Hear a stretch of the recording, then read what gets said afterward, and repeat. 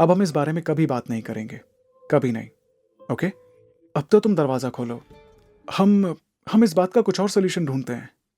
अवनी ने यह बात सुनकर अपनी आंखों से आंसू साफ कर लिए और दरवाजा खोलकर बेड पर बैठ गई। गौतम अगले ही पल अंदर आकर अपने घुटनों पर बैठ गया और अवनी की आंखों में देखने लगा।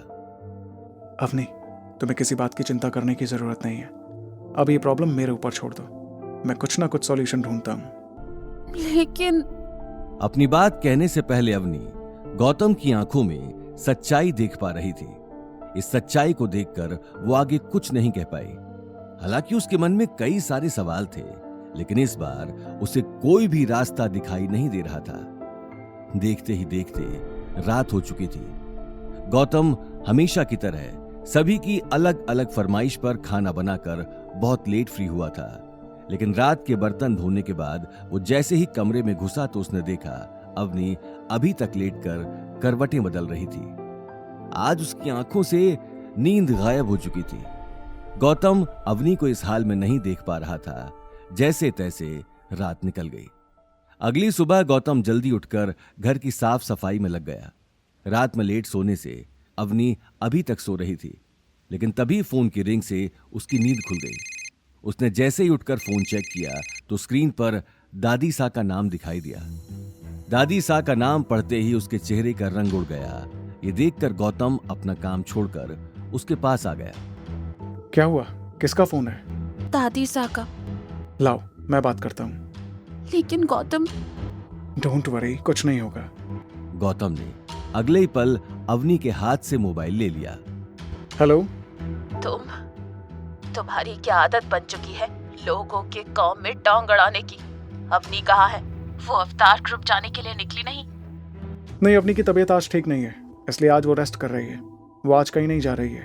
तबीयत खराब हो या फिर वो मर ही क्यों ना रही हो, उसे बोलो कि उसे अवतार ग्रुप तो जाना ही पड़ेगा, वरना मैं उसे अग्रवाल ग्रुप क्या जोधपुर में किसी भी कंपनी में काम नहीं करने दूंगी।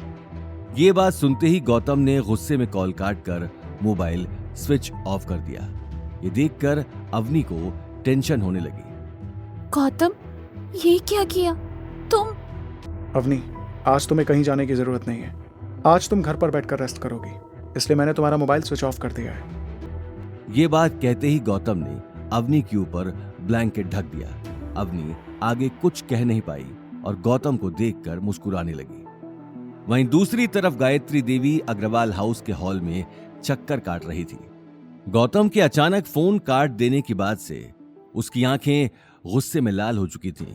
नील और शनाया चुपचाप खड़े होकर अपनी दादी को देख रहे थे। आखिर ये दो कौड़ी के आदमी की हिम्मत कैसे हुई मेरा फोन काटने की? एक बार ये मामला सुलझने दो, इसे तो मैं बताऊंगी। गले में कुत्ते का पट्टा पहनाकर इसे पूरे जोधपुर में नहीं घुमाया तो मेरा नाम भी गायत्री देवी नहीं। ये बात कहते हुए गायत्री देवी गुस्से में शनाया और नील को देखने लगी। दादी साहब प्लीज, आप इतना गुस्सा मत कीजिए, आपकी तबीयत वैसे ही खराब है। कैसे ना करूं गुस्सा? जिन लोगों की मेरे सामने आवाज भी नहीं निकलती थी वो मेरा फोन काट रहे हैं। इस बात से मुझे गुस्सा नहीं आएगा।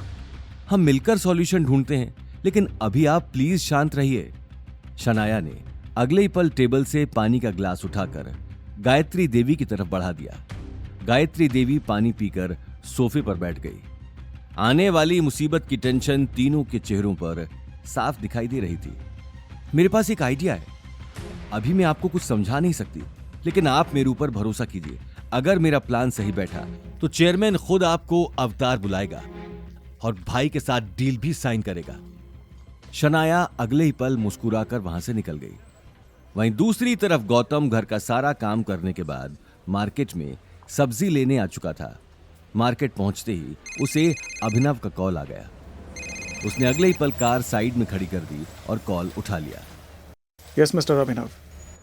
Sir sorry to disturb you, लेकिन यहाँ आपकी सिस्टर इन लॉ आई हुई है और आपसे बात करना चाहती है।